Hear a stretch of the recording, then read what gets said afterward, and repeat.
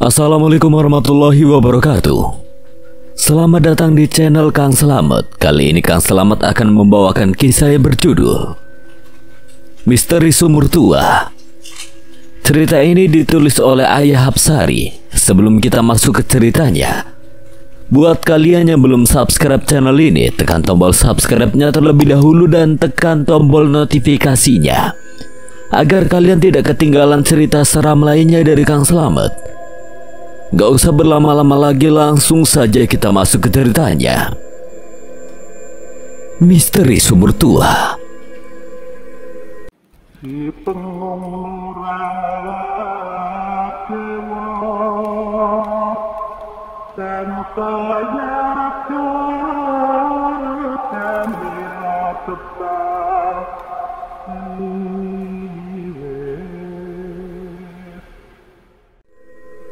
15 Desember 2019,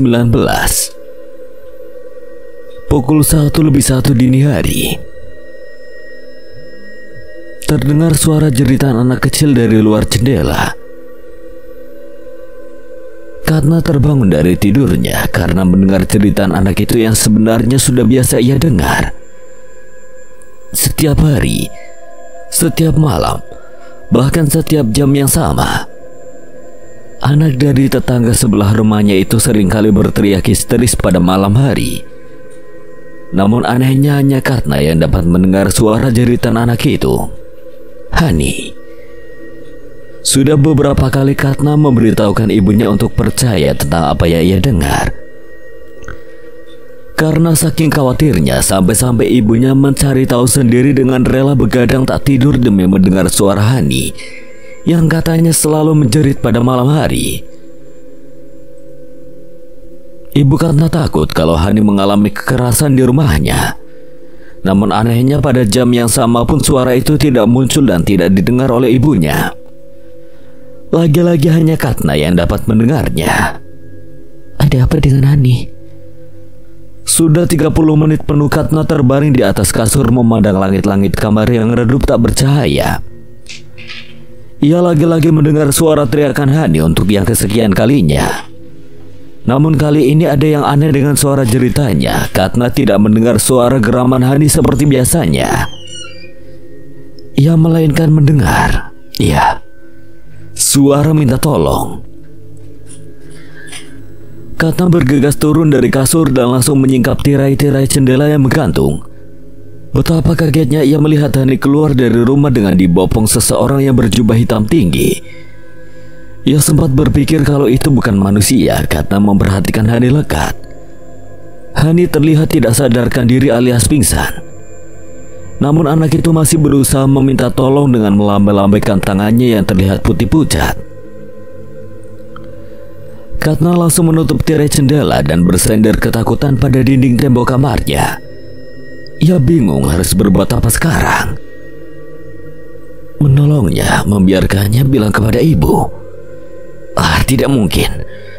Mana mau ibunya percaya padanya. Namun mau tidak mau Katna harus tetap membangunkan ibunya dan memberitahu kepadanya apa yang barusan tadi dia sudah lihat. Katna mulai membuka pintu kamarnya dengan penuh hati-hati.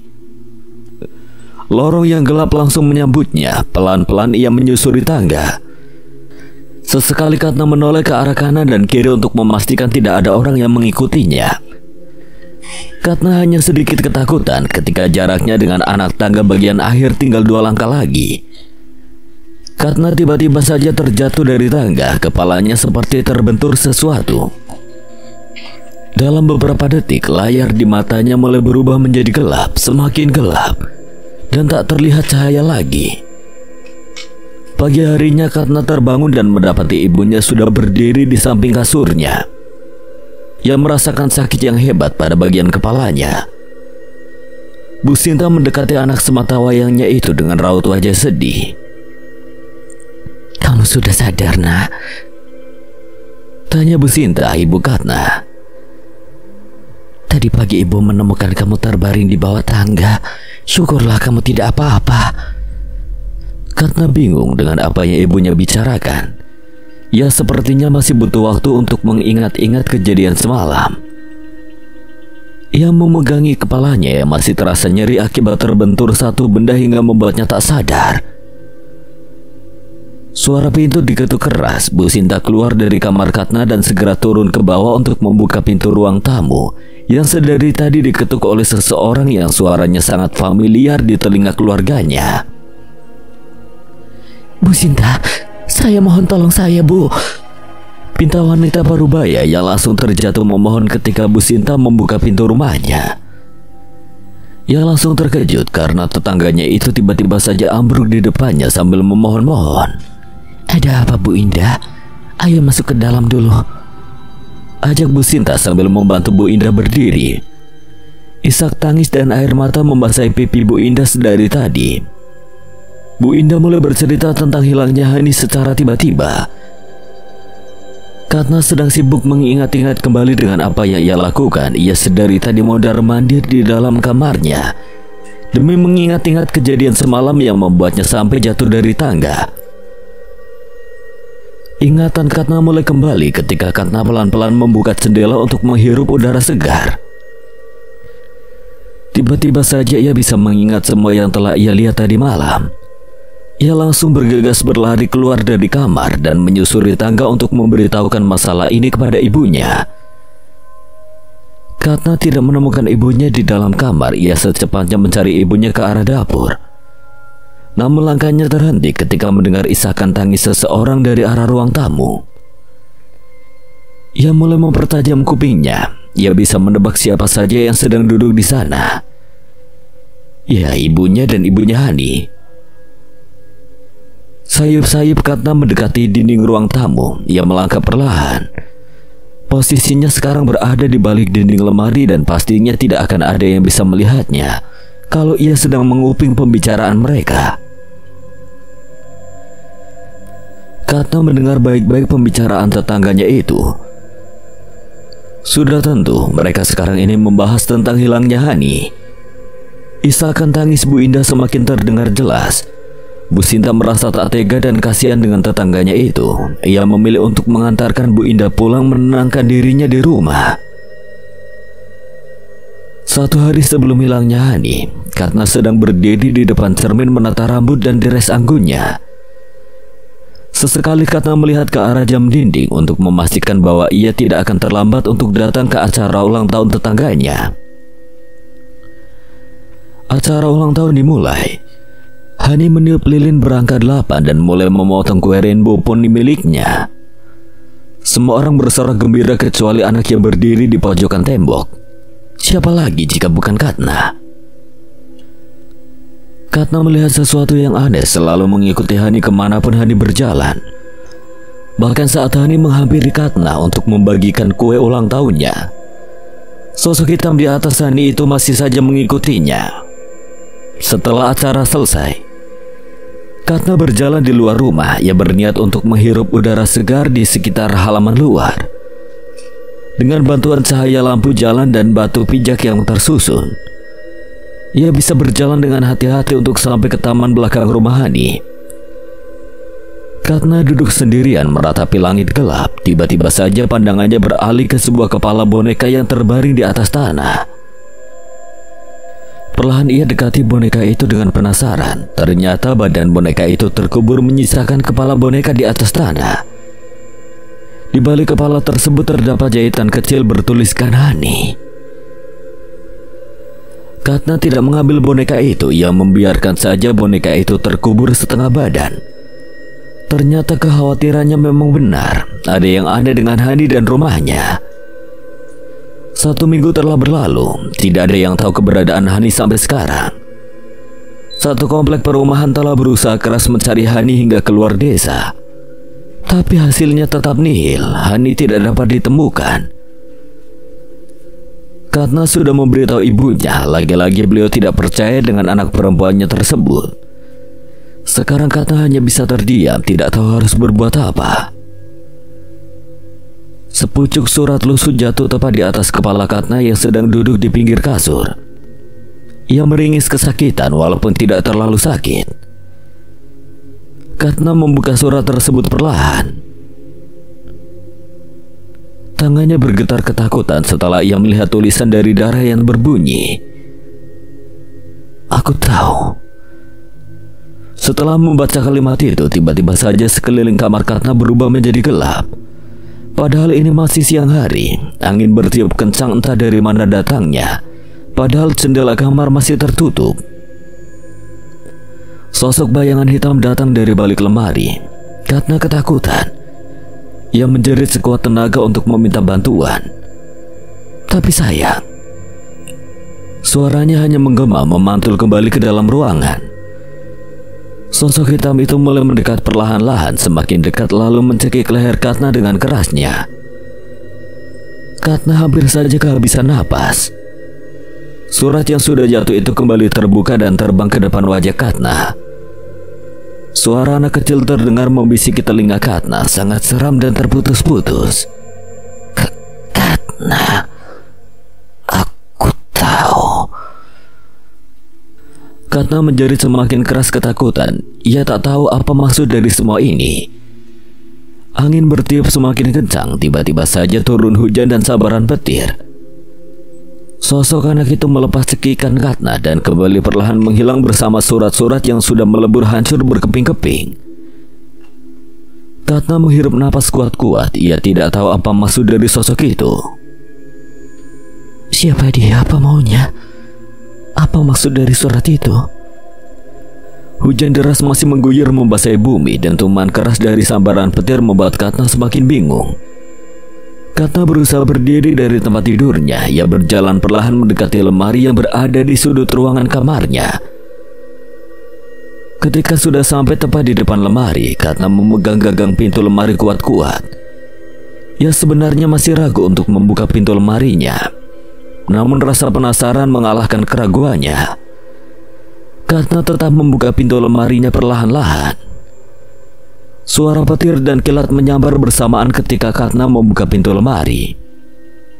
Katna sedikit kaget, namun setelah melihat ke dalam lemari ternyata tidak ada apapun di sana. Hanya ada baju-baju Katna yang tergantung rapi dan bersih. Katna mengobrak-abrik seisi lemarinya, tapi ia tetap saja tidak menemukan satupun kejanggalan di sana.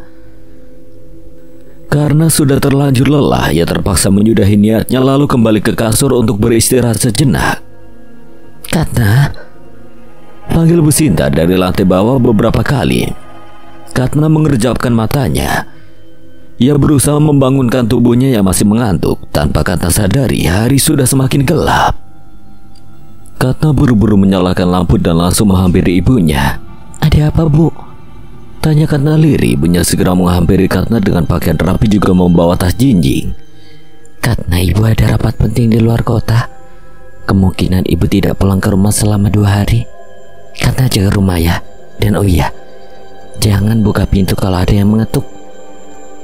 Katna mengangguk-angguk karena saking ngantuknya. Ia meratapi mobil ibunya yang sudah keluar dari garasi dan menghilang perlahan dari kejauhan. Katna segera menutupi juga mengunci pintu ruang tamu. Ia berjalan seperti orang setengah sadar. Katna kembali masuk dan mengunci pintu kamarnya. Ia berbaring dan memejamkan matanya di atas kasur seakan ia lupa dengan kejadian tadi siang. Waktu menunjukkan pukul 23:55, sebentar lagi akan berganti hari. Katna masih tertidur lelap. Entah kenapa ia sangat lelah padahal tidak melakukan apa-apa. Mimpi aneh mulai menyelimutinya. Katna berjalan melewati semak-semak belukar di malam hari. Dilihatnya ke sekeliling hanya ada pohon-pohon besar yang menjulang tinggi. Katna terus berjalan lurus ke depan. Bulu kuduknya mulai merinding. Jalannya sekarang mulai kaku. Udara dingin malam hari dan angin sejuk menerpa wajahnya. Tiba-tiba saja sekejap cahaya muncul di tengah titik hitam. Katna mengikuti kemana perginya cahaya kecil itu hingga akhirnya ia bertemu dengan rumah kosong yang sangat besar juga sangat mewah. Katna bisa menebak bahwa rumah itu sudah dibangun sejak berabad-abad yang lalu. Ia yakin rumah itu sudah tak berpenghuni lagi. Katna masuk ke dalam rumah itu mengikuti kemana perginya cahaya kecil itu, namun langkahnya tiba-tiba saja terhenti, seperti ada yang menahan kakinya. Katna melihat ke bawah 2 kakinya. Tangan lusuh keriput tanpa badan dan kepala mencengkram kakinya kuat. Katna tidak dapat menggerakkan kakinya kemanapun. Ia berusaha menendang tangan itu ke segala arah, namun tangan itu semakin kuat menahannya. Ia berusaha menggerakkan badannya dan Katna bangun dari mimpi buruknya. Ia tiba-tiba saja terjatuh dan bangun di atas karpet merah ruang tamu. Katna meluruskan kakinya. Ada bekas merah tangan terpampang jelas di sana membekas. Katna segera berdiri dari karpet itu. Ia kebingungan dan ketakutan.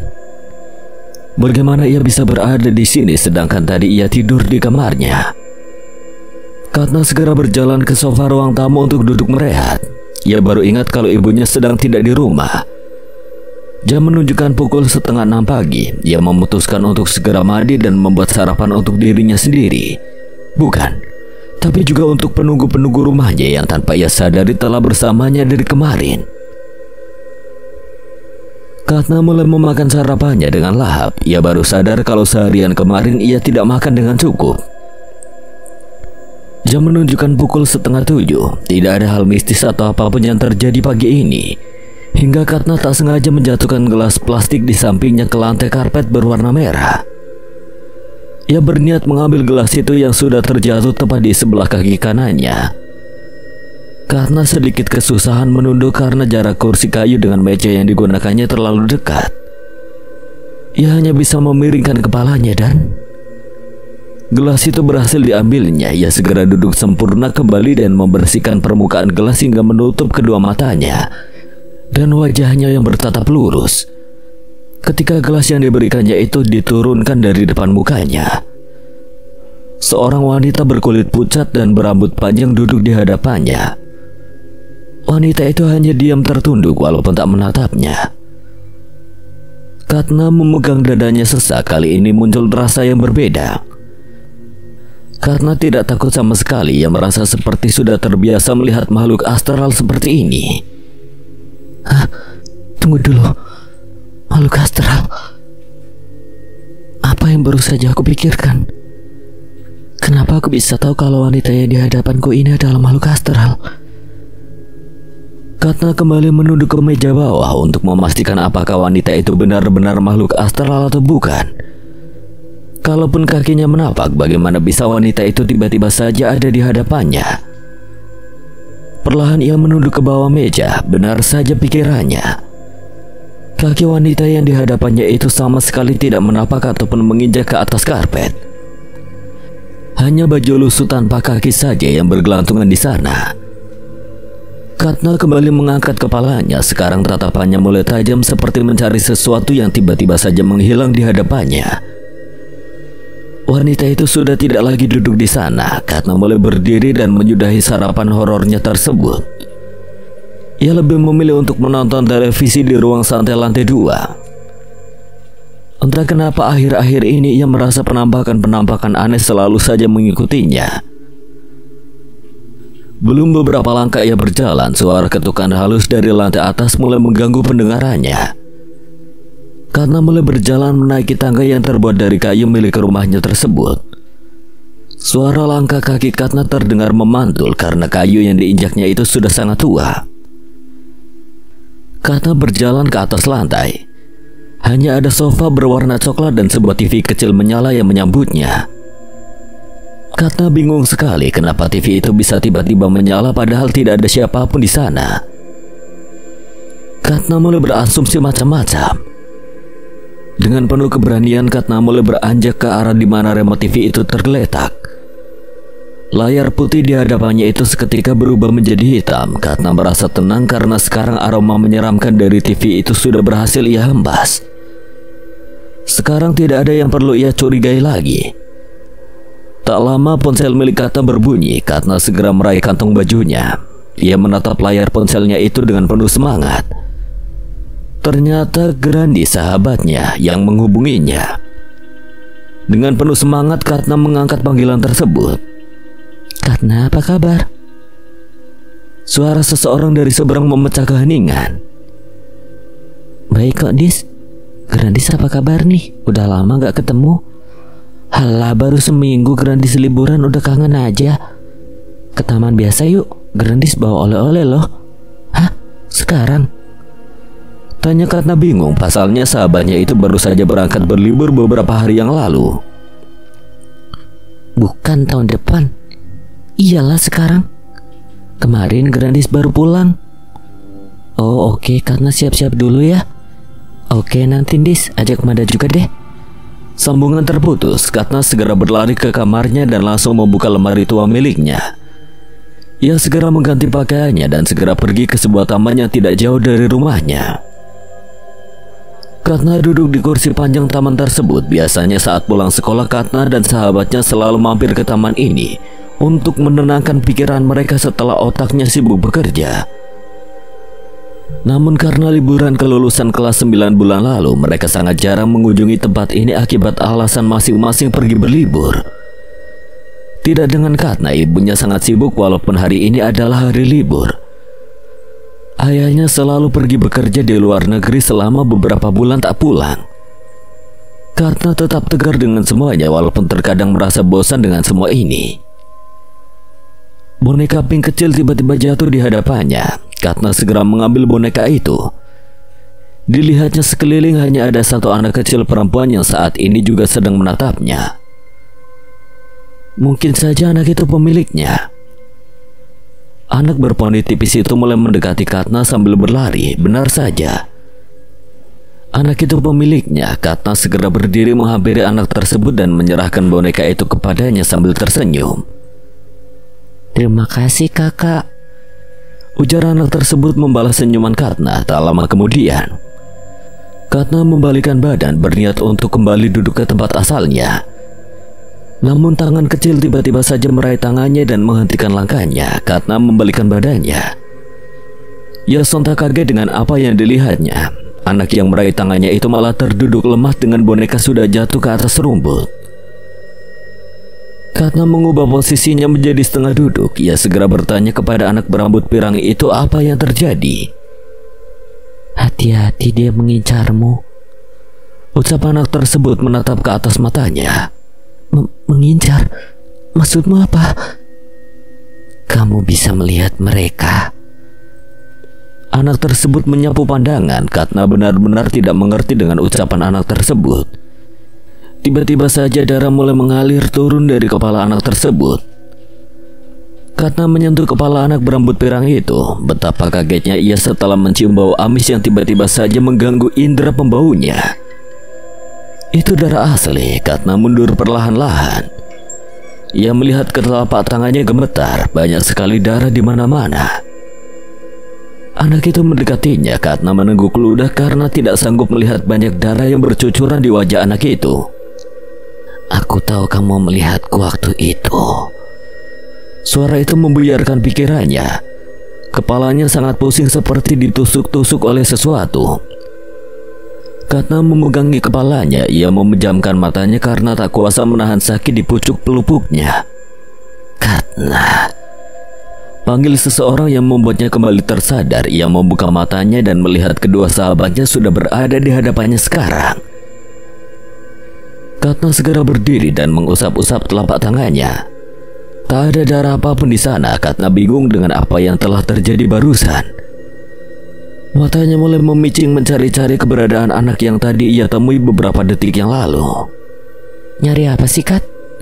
Diteleponin dari tadi nggak diangkat. Ternyata tidur di kursi bawah pohon. Cetus Manda yang membuat pikirannya semakin bingung. Hah? Tidur? Katna benar-benar tak mengerti. Iya woi, kasihan si Manda sampai capek ngetukin pintu rumah lu 1000 kali, nggak ada yang nyaut lagi. Ternyata udah on time di sini. Canda Grandis sambil menunjuk Manda yang sedang mengelap keringat di wajahnya. Katna duduk kembali dan berusaha untuk menepis semua pikiran buruknya. Ia baru sadar kalau semua tadi hanyalah mimpi. Manda dan Grandis mulai duduk di sampingnya. Manda mulai sibuk membuka paper bag yang berisi oleh-oleh milik Grandis. Sedangkan tatapan Katna malah beralih ketika melihat seorang anak kecil persis di dalam mimpinya berlari masuk ke toko permen sambil membawa boneka pink yang waktu itu terjatuh di hadapannya. Grandis sedang sibuk memakan cemilan yang diambil dari kulkas milik Katna. Mereka bertiga asik menonton televisi dari siang hari hingga malam di ruang keluarga. Harusnya dia jangan lompat tuh, canda Manda ketika melihat pemain film melompat dari gedung. Biarin aja kali daripada dikejar-kejar tuh setan. Grandis memakan cemilannya dipegangnya karena tetap menonton dengan fokus film horor yang telah di-setel oleh kedua temannya. Karena tidak takut sama sekali karena sudah terbiasa menonton film genre itu dengan ibunya. Kat, lo masih bisa dengar teriakan si Hani tetangga sebelah nggak? Iya. Waduh, nggak habis pikir deh gue. Lo tuh kayak anak indigo tahu. Manda langsung menepuk jengkel mulut Grandis yang berbicara ceplas-ceplos. Lo emang nggak tahu Hani hilang minggu lalu nggak ketemu sampai sekarang?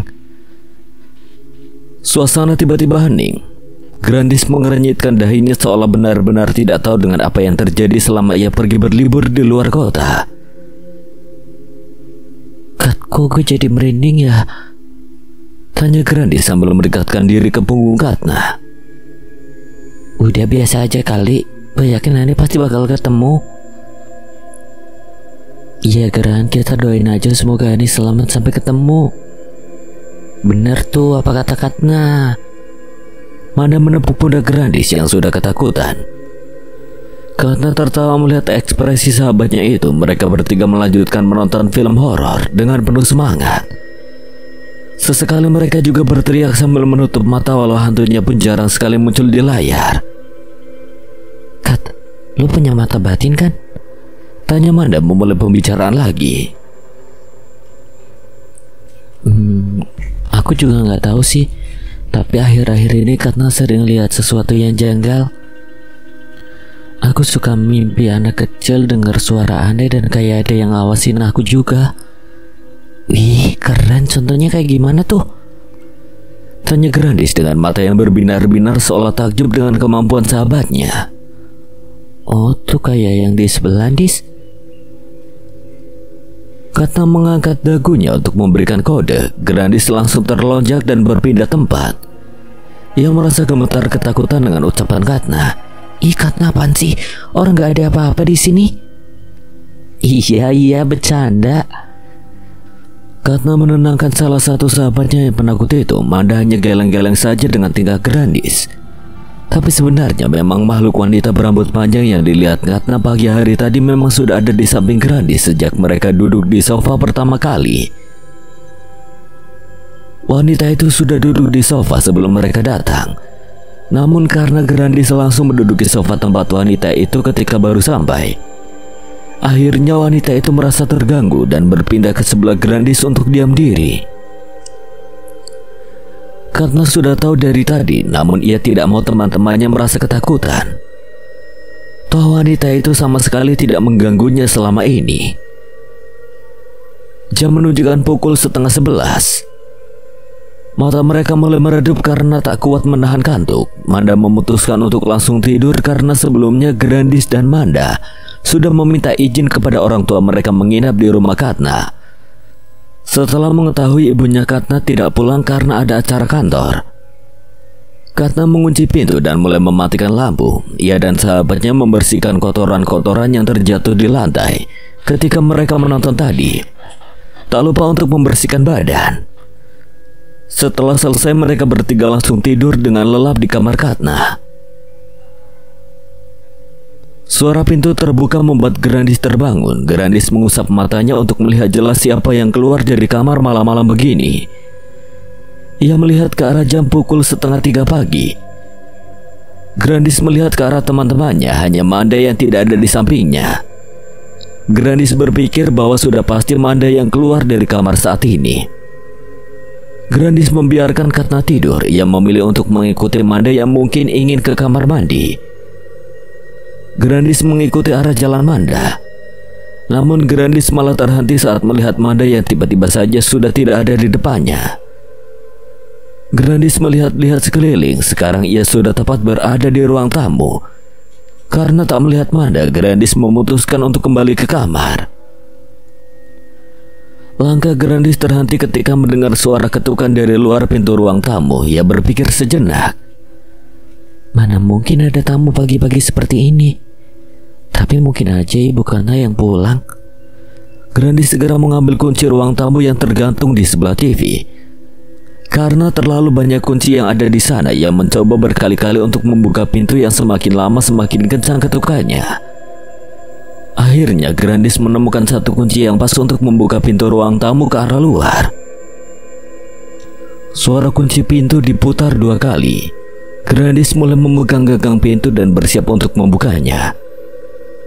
Ketika pintu tersebut dibuka, tidak ada apapun di sana. Grandis tidak melihat apa-apa. Hanya ada pemandangan halaman rumah dengan latar gelap saja yang ada di sana. Setelah memperhatikan lebih lama, akhirnya Grandis memutuskan untuk menutup pintu dan kembali ke kamar. Suara nyaring di belakangnya itu berhasil membuat tubuh Grandis gemetar ketakutan. Bagaimana lagi? Melihat kecoa terbang saja ia sudah takut, apalagi mendengar suara di tempat sunyi seperti ini. Grandis menengguk ludahnya yang menggenggam tangannya kuat-kuat. Perlahan ia membalikkan tubuhnya. Boneka teddy bear berwarna pink muncul di depan mukanya saat ia membalikkan badan. Bukan bonekanya yang ia takuti, tapi anak yang ada di belakang boneka itu yang Grandis takuti. Anak itu terlihat seperti menyerahkan boneka itu kepada Grandis seraya berkata, "Aku tahu kamu melihatku waktu itu." Suara nyaring itu berkali-kali terdengar di telinga Grandis. Grandis tak henti-hentinya berteriak sambil menutup telinganya. Ia semakin menjerit dengan kencang hingga membuat teman-teman di sampingnya terbangun dari tidur nyenyak mereka. "Hah? Tidur? Tunggu dulu, bagaimana mungkin?" Grandis, bangun!" teriak Manda berusaha membangunkan sahabatnya yang bertingkah aneh ketika tidur. "Grandis, bangun!" Panggil Katna juga kepada Grandis dengan tenang. Tak lama Grandis pun bangun dari mimpi buruknya. "Katna, Manda." Ketika Grandis membuka mata, ia langsung memeluk kedua sahabatnya sambil menangis. Hani. Ia menangis terseduh-seduh sembari menuju ke sembarang arah. "Sadar, lu cuma mimpi. Ini, minum dulu. Tenangin diri dulu, ini udah pagi kok." "Lu mimpi apa, Dis?" Manda menepuk-nepuk punggung Grandis untuk tenang. Grandis yang masih menenangkan dirinya berusaha untuk bercerita sedikit-sedikit mimpi buruknya malam ini. Ia tidak pernah bermimpi sampai seburuk ini dalam hidupnya. Setelah bercerita, akhirnya semua paham. Ada yang tidak beres dengan Hani. Mimpi yang dialami Grandis sama persis dengan mimpinya. Pantas saja suara anak itu tidak samar di telinga karena itu adalah suara Hani. Namun Grandis lebih cepat menyadarinya. Gue mau pulang." Rengek Grandis memulai tangisannya lagi. 1 jam kemudian, Manda dan Katna memutuskan untuk mengantar Grandis pulang ke rumahnya. Manda menawarkan Katna untuk tinggal di rumahnya sementara sampai ibu Katna pulang karena Manda khawatir dengan sahabatnya itu. "Kat," panggil Manda yang sedang duduk di sofa kursi ruang tamu. "Kenapa, Man? Gue jadi curiga deh sama Hani. Apa mungkin dia diculik ya?" "Ya aku juga nggak tahu sih. Tapi waktu malam kejadian Katna ngelihat ada sosok hitam yang ngebopong Hani waktu itu. Aku udah bilang ke ibu tapi ibu tetap aja nggak percaya." "Hah? Lu kapan liatnya? Kayak apa? Kenapa lu nggak bilang?" "Ya malam kejadiannya sih. Maaf aku nggak pernah bilang. Soalnya aku takut ganggu liburan Manda." Manda mundar-mandir sembari menyilangkan tangannya di dada layaknya seorang detektif yang ingin menelusuri sesuatu. Sedangkan Katna mulai berjalan menyusuri lorong rumah Manda yang di setiap dindingnya berisikan bingkai foto keluarga Manda. "Man, gue mau nanya boleh nggak?" "Nanya apa? Jangan kesinggung ya." "Iya, tenang aja." Katna mulai berjalan mendekati salah satu bingkai foto yang tergantung di dinding yang hanya berisikan foto Manda dan ayahnya. "Gimana sih hidup sendiri dengan ayah tanpa ada sosok ibu? Kadang Katna suka iri lihat Manda dan ayahnya Manda terus bahagia walau cuma hidup berdua. Gak kayak aku yang punya orang tua lengkap tapi mereka selalu sibuk sampai lupa dengan anaknya." Manda yang mendengar ucapan sedih dari Katna langsung mendekati sahabatnya itu yang langsung berdiri di samping Katna yang tengah menatap ke bingkai foto yang berisikan dirinya dan ayahnya. Kat, gue ngerti kok maksud lu. Ortu lu sibuk dan lu kurang perhatian.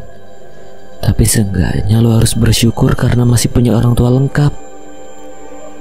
Lu harus terus berpikiran positif. Mungkin mereka sibuk demi masa depan lu.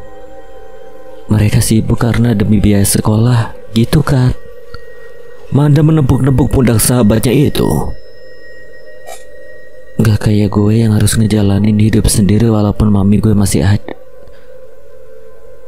Sorry, maksud gue udah gak ada. Katna langsung memeluk sahabatnya itu yang merasa bahwa apa yang dikatakan sahabatnya itu memang benar. Ia harus bersyukur dengan apa yang sekarang masih ia miliki walaupun tidak sesuai dengan apa yang ia harapkan. Makasih ya Man, Manda emang orang yang paling ngerti perasaan Katna. Iya, sama-sama. Manda membalas pelukan. Manda mengajak Katna untuk bermain di taman dan berbincang-bincang sembari melihat suasana ramai perumahan Bukit Sari. Mereka tidak mengajak Grandis karena takut kalau Grandis masih trauma dengan kejadian itu. Tiba-tiba saja Katna teringat dengan pesan ibunya. Man, kok gue jadi bingung ya. Waktu itu ibu pernah pesan kalau ada yang ketuk pintu jangan dibuka. Pesan itu persis banget sama mimpi Grandis yang ngebukain pintu Katna waktu pintunya diketuk. Terus gue juga gak tahu apa jangan-jangan ada hubungannya ya. Tapi kenapa ibu ngelarang aku buat buka pintu kalau ada yang ngetuk?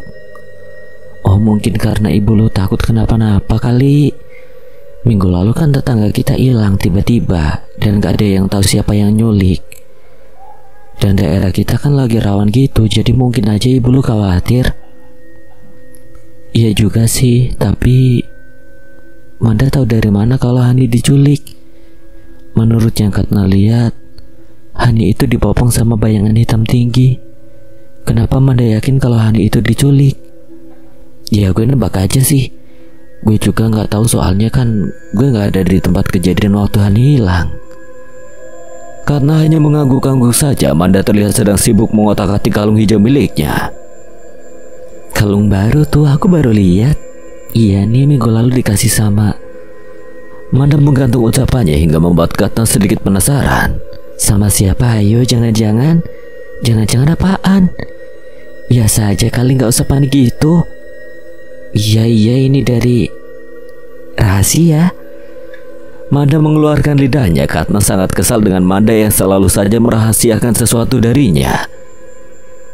Katna hanya bisa tertawa dengan sikap sahabatnya. Sesekali ia juga menatap ke atas langit yang sebentar lagi mulai senja. Pandangan Katna malah beralih ke sosok putih di balik pohon. Katna melihat sosok wanita itu sedang berdiri jauh di sana. Katna merasa aneh. Kenapa sosok itu selalu saja mengikutinya dan memperhatikannya?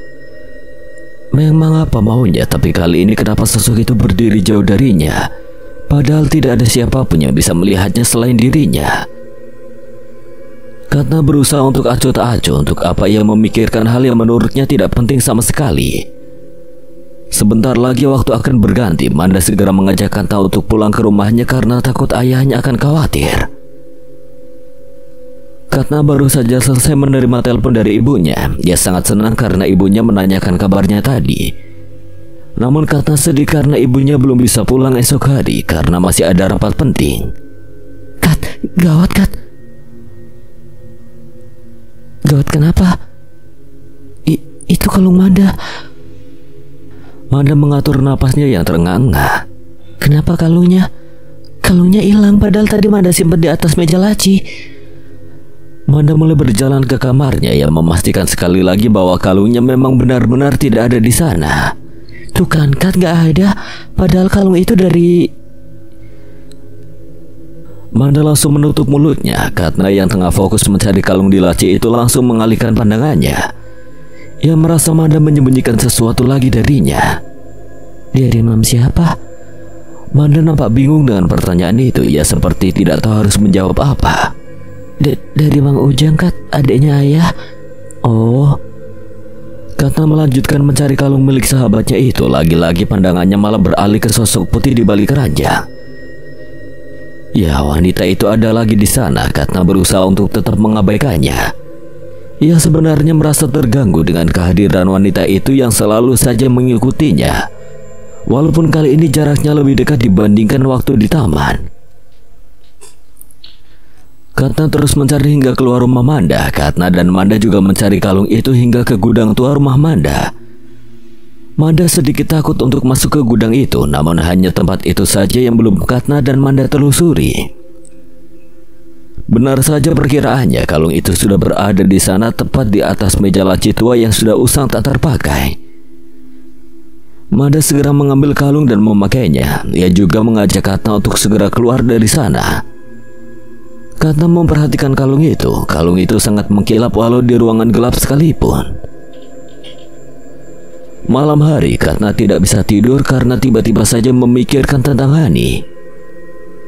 Pikiran itu tiba-tiba saja muncul di otaknya. Katna melirik ke arah jam dinding. Masih pukul 12:30. Katna tidak bisa tidur bersama Manda karena jumlah kamar di rumah Manda sangatlah banyak. Ia memilih untuk tidur di kamar tamu yang berada di samping kamar sahabatnya itu. Katna memutuskan untuk mencuci mukanya dan meminum segelas air putih. Ia tersedak oleh air yang diminumnya. Ia tersedak karena melihat sosok wanita itu tiba-tiba saja ada di depannya. Setelah Katna menurunkan gelas dari mulutnya, ia sekarang sangat-sangat merasa terganggu dengan sosok itu. Katna memutuskan untuk melihat ke arah jendela dan menenangkan dirinya. Sudah 2 hari lamanya sejak ibu kembali dari rapat di luar kota. Sosok wanita itu menghilang entah kemana. Tepat saat ibunya kembali, tiba-tiba saja wanita itu sudah tak mengikutinya lagi. Katna sangat senang dan sekarang ia bisa bebas melakukan apapun tanpa ada yang mengawasinya. Beberapa hari kemudian, Bu Indah mendapatkan surat dari adik kandungnya. Katna memanggilnya Tante Mayang. Tante Mayang menawarkan kepada ibu untuk tinggal di rumahnya selama beberapa hari selagi ia dan keluarganya pergi berlibur. Rumah itu adalah rumah peninggalan mendiang kakek Katna. Sudah 7 tahun lebih Katna tidak ke sana setelah sepeninggal kakeknya. Bu Indah menyetujui tawaran dari sang adik dan langsung bertanya kepada Katna apakah ia mau pergi ke sana. Tentu saja Katna pun ikut setuju. Baginya ini adalah kesempatan besar agar ia bisa lebih lama bersama dengan ibunya. Katna baru menyadari kalau akhir-akhir ini ibunya sengaja kerja lembur di luar kota agar bisa mengambil cuti berlibur bersama anaknya tersebut. Setelah 2 jam perjalanan, akhirnya Katna sampai di sebuah rumah yang terletak di suatu pedesaan. Udara sejuk langsung menerpa wajahnya ketika Katna baru saja menginjakkan kakinya di tempat itu lagi. Rumah mewah dan indah itu telah berada di depannya sekarang. Desainnya sangat artistik membuat siapapun akan terpesona dengan keelokan rumah itu. Katna membawa turun barang bawaannya. Ibunya memerintahkan Katna untuk menata barang bawaan mereka ke dalam bilik yang telah ditunjukkan oleh Tante Mayang waktu itu. Katna langsung menyelesaikan semuanya dengan cepat karena sebentar lagi hujan akan turun. Katna mencoba menjelajahi rumah itu kembali. Sudah banyak perubahan di sana, banyak sekali renovasi yang telah dilakukan di beberapa dinding terutama pada atapnya. Ia mulai tertarik ketika melihat figura kuno berwarna emas yang berisi sebuah lukisan rumah dengan sumur kecil di sampingnya. Katna sangat kagum dengan rumah ini. Sangat luas dan indah dibandingkan dengan rumahnya di perumahan Bukit Sari. Tiba-tiba saja ponselnya berdering. Katna segera mengambil benda kotak itu dari sakunya. Ia melihat ke arah layar.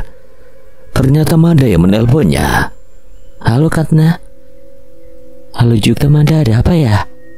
Kat, gue bosan di rumah. Gue boleh nyusul lu ke sana nggak? Gue udah bilang ke ibu lu katanya boleh kok. Boleh aja kok. Lagian juga rumahnya luas banget. Kan sayang kalau cuma berdua. Oke deh, nanti sore Manda ke sana ya. Nanti Manda ajak Grandis juga, siapa tahu dia mau ikut. Oke, nanti Katna kirim alamatnya ya. Katna langsung menutup teleponnya. Ia kembali fokus berkeliling lagi. Katna mulai menaiki tangga. Tangga yang sangat besar dan panjang itu masih terbuat dari kayu hingga tapak kakinya pun masih terdengar. Lorong panjang berisikan pintu-pintu langsung menyambutnya. Katna merasakan hawa dingin mulai menyelimuti tubuhnya. Ia menoleh ke salah satu ruangan di sebelah kanan yang pintunya terbuka begitu saja. Katna mulai mendekati ruangan gelap tersebut. Ia melangkah pelan-pelan. Kali ini rasa penasaran mengalahkan rasa takutnya. Katna mencoba mendorong pintu yang menghalangi jalan di depannya. Namun tiba-tiba saja tangan halus menyentuh pundaknya. Katna langsung berbalik ke belakang untuk melihat siapakah yang ada di sana. Ya ampun, ternyata itu hanya ibu. Ibu ngapain di sini? Tanya Katna pada ibunya. Ibunya menghela napas sambil membenarkan ikat rambut berwarna putih yang dipakainya. Harusnya ibu yang nanya kamu ngapain di sini? Tanya ibu balik pada Katna. Katna mulai menggaruk kepalanya yang gatal. Ia tak tahu harus menjawab pertanyaan ibunya dengan jawaban apa. Lagi pula tadi ia hanya berniat untuk berkeliling kan. Ayo kita makan, ibu dan nyiapin makan siang buat kita. Bu Indah menarik halus tangan anaknya itu. Katna masih menatap ke belakang. Ia merasa penasaran dengan ruangan yang satu itu. Namun karena ini adalah perintah ibunya, mau tidak mau ia harus menurut saja. Lagi pula perutnya juga sudah berbunyi meminta jatah makan siangnya. Katna duduk di ruang tamu sembari menunggu sahabat-sahabatnya datang. Sesekali ia juga melihat ke arah jam dinding. Sudah 30 menit Katna menunggu di sana. Matahari pun sebentar lagi akan terbenam. Katna masih menunggu kedua sahabatnya itu sampai sekarang. Suara klakson mobil tiba-tiba saja membuatnya kembali semangat. Ia yakin bahwa saat ini teman-temannya itu sudah datang. Katna membuka pintu ruang tamu yang tingginya 2 kali lipat darinya. Benar saja perkiraannya. Manda dan Grandislah yang datang. Katna langsung menghampiri kedua sahabatnya itu. Ia juga langsung bersalaman pada Om Freddy, ayah Manda, dan mempersilahkan mereka untuk masuk. Om Freddy langsung segera pamit pulang karena sebentar lagi matahari mulai terbenam. Manda dan Grandis langsung menurunkan barang bawaan mereka dari bagasi mobil dan langsung memasukkannya ke dalam rumah itu. Setelah Om Freddy pulang, mereka bertiga langsung memulai pembicaraan hangat sembari memakan cemilan yang dibawa Grandis. Waduh, gede banget nih rumahnya. Ternyata kakek lu tajir juga ya. Grandis terpesona dengan keindahan rumah kakek dari sahabatnya itu. Bakal betah nih liburan di sini. Katna hanya mengangguk-angguk saja. Ia sebenarnya sudah tahu dengan apa yang akan kedua sahabatnya ucapkan itu. Tiba-tiba saja Grandis langsung memegangi perutnya. Ia langsung menunduk dan terdiam. Katna dan Manda langsung menoleh ke arahnya. Kenapa, Dis? Kamar mandi di mana, Kat? Walah, mau ke kamar mandi. Tuh, di pojok dekat dapur. Katna menunjuk pintu kamar mandi yang berada di samping dapur. Mana antarin yuk. Gak usah jadi penakut deh. Kelihatan kok dari sini. Ih. Grandis mulai berjalan ke arah yang ditunjukkan oleh Katna. Sesekali ia melirik ke belakang untuk memastikan kedua sahabatnya itu tidak meninggalkannya sendirian. Hati-hati, Dis. Teriak Manda menakut-nakuti Grandis. Grandis pun mulai bertingkah seperti anak kecil yang ketakutan. Sedangkan Katna dan Manda hanya bisa tertawa sembari melanjutkan memakan cemilannya. Manda mengambil susu kotak dari dalam kulkas. Ia membuka susu itu dan langsung menuangkannya ke dalam 4 gelas. Permisi, pesanannya sudah datang, ucap Manda kepada kedua sahabatnya juga Tante Indah. Semua orang langsung menoleh ke arah Manda yang sudah berdiri di samping mereka sembari membawa sebuah nampan kayu berisikan 4 gelas susu di sana. Grandis langsung menggeser posisi duduknya untuk memberikan tempat pada Manda. Mereka langsung menikmati segelas susu sembari menonton acara di televisi. Berita terkini, seorang wanita ditemukan tewas di pinggir jalan ketika malam hari. Diduga wanita ini dibunuh akibat sebuah perampokan. Perampokan dilakukan oleh beberapa geng preman yang sedang melintas di sana. Emang sekarang itu lagi rawan banget ya penculikan sama pembunuhan. Makanya Dis juga suka takut kalau kemana-mana sendirian. Tenang, Grandis kembali fokus menonton berita di televisi. Tak lama kemudian, Bu Indah berdiri di tempat duduknya sembari mengambil gelas-gelas kosong milik mereka. Tante mau tidur dulu ya, kalian jangan malam-malam lo tidurnya. Pastiin lagi semua jendela dan pintu udah terkunci sempurna. Siap Tante.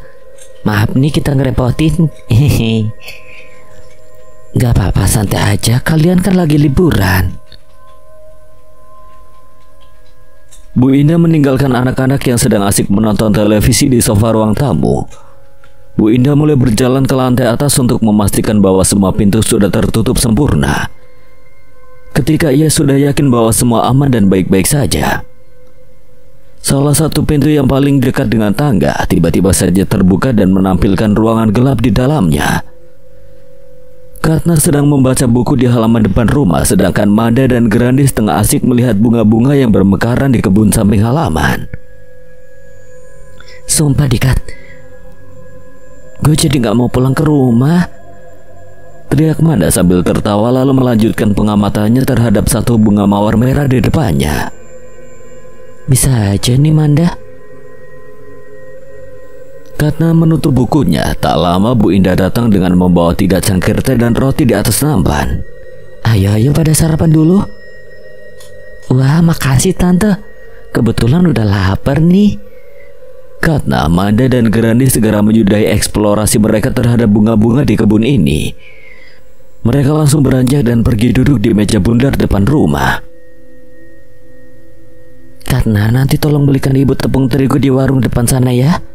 Ibu memasak gorengan buat kalian. Wih, urusan makanan selalu siap Tante. Serahin urusan ini pada kita-kita aja.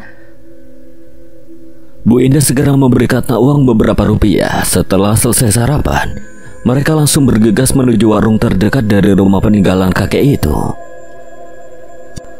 Katna dan sahabatnya langsung memanggil penjaga warung. Tanpa berlama-lama, ibu warung dengan baju daster kuning langsung keluar untuk menyambut para pelanggannya. Beli tepung terigu sekilo ya Bu, ucap Katna kepada ibu warung yang ada di depannya. Iya Neng. Ngomong-ngomong kalian warga baru ya di sini. Ibu kayak gak pernah lihat kalian, tanya ibu itu sembari menyerahkan jinjingan plastik pada Katna.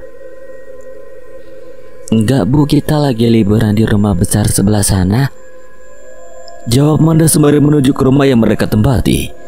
Grandis dan Manda langsung segera pergi meninggalkan Katna yang sedang berbincang-bincang dengan ibu warung. Mereka segera pulang ke rumah kakek Katna sembari membawa tepung terigu karena tak sabar ingin mencicipi gorengan buatan Tante Indah. Kita duluan ya, ujar Manda dan Grandis bersamaan. Katna mengangguk-angguk dan segera memberikan uang pas pada ibu warung. Oh di rumah itu ya Neng. Ibu warung itu menunjuk dengan jari jempolnya dan menerima uang pemberian Katna. Ya Bu, emang kenapa ya? Mohon maaf nih Neng, Ibu sering dengar kata penduduk lama di sini. Katanya rumah itu angker, nggak ada yang berani ke sana setelah pemiliknya meninggal dunia. Masa sih Bu? Saya aja cucunya yang hampir 2 malam tinggal di sana nggak kenapa-napa kok. Neng, cucu pemilik rumah itu. Oh ya udah Neng, saya tinggal dulu ya, hati-hati Neng. Ibu itu meninggalkan Katna dengan terburu-buru. Katna masih bingung dengan ucapan sang ibu warung tadi. Ada apa dengannya? Katna memutuskan untuk segera kembali ke rumah karena takut teman-temannya sudah menunggu terlalu lama. Kalian udah balik? Loh, Katna kemana? Tanya Bu Indah setelah melihat Manda dan Grandis tanpa ada Katna di sebelahnya. Katna lagi ngobrol sama ibu warung Tante. Katanya kita suruh pulang duluan. Nih, tepungnya Tante. Grandis berbohong sambil menyerahkan plastik yang berisikan tepung terigu di dalamnya. Manda hanya terkekeh karena sebenarnya ia juga sudah tak sabar ingin mencicipi gorengan buatan ibu dari teman sahabatnya itu. Bu Indah langsung menggabungkan semua adonan dan mengajak Manda juga Grandis untuk membuat adonan-adonannya. Gak ngajak-ngajak nih. Suara seseorang yang familiar membuat mereka semua langsung berbalik badan dan melihat ke arah sumber suara tersebut. Nah itu Katna. sini karena bantuin Tante Indah juga buat gorengan? Ajak Mada yang tangannya sekarang sudah berlumuran tepung hingga ke wajahnya juga. Katna segera mencuci tangannya dan menghampiri teman-temannya yang sedang melumuri adonan dengan tepung. Sesekali mereka juga banyak bercanda hingga membuat Bu Indah sakit perut karena tidak tahan dengan lawakan anak-anak. Setelah selesai menggoreng, mereka semua langsung duduk manis di atas meja dan mencolek satu persatu gorengan dengan saus sambal di atas piring. Enak banget dah ini gorengan. Tante Indah emang the best soal masakan, puji Mada sembari mengangkat kedua jempolnya ke arah Bu Indah. Bu Indah hanya tersenyum kecil sembari mengusap-usap rambut 3 anak-anak remaja yang berada di sampingnya. Makanya kalian juga harus bisa masak ya. Iya siap. Waktu terus berjalan, tak terasa sebentar lagi matahari akan terbenam. Katna dan Mada sedang fokus menonton TV di area ruang tamu, sedangkan Grandis tengah sibuk mencari cemilan beratnya di kulkas yang berada di sudut ruang dapur. Sumpah dah, makanan dis yang ditaruh di sini kemana ya? Kan nggak mungkin juga dibawa setan. Ucap Grandis dengan suara yang kecil, lebih tepatnya sekarang ia sedang berbicara dengan dirinya sendiri. Grandis, lama amat, cepetan lo, filmnya udah mau mulai. Teriak Mada sembari mengayunkan tangannya memberi kode pada Grandis untuk bergerak cepat. Iya, sabar lagi dicari. Grandis terus mencari hingga ke sudut paling dalam kulkas. Ia masih tidak bisa menemukan cemilan beratnya tersebut. Ia memutuskan untuk membuka 8 lemari-lemari dapur yang tersusun rapi di atas lantai. Ketika Grandis membuka pintu lemari yang ke-7, nyari ini. Suara kecil nyaring di balik pintu membuatnya terdiam. Betapa bahagianya dia setelah melihat tangan kecil menyodorkan cemilan kesukaannya kepadanya. Tanpa pikir panjang, Grandis segera mengambil cemilan itu dan menutup pintu. Ia berniat untuk segera bergegas menghampiri teman-temannya, tapi baru beberapa langkah, kaki Grandis terhenti seperti ada yang salah dengan cemilannya itu. Grandis langsung bergidik ketakutan. Bulu kuduknya mulai berdiri ketika ia mengingat-ingat kembali apa yang baru saja terjadi.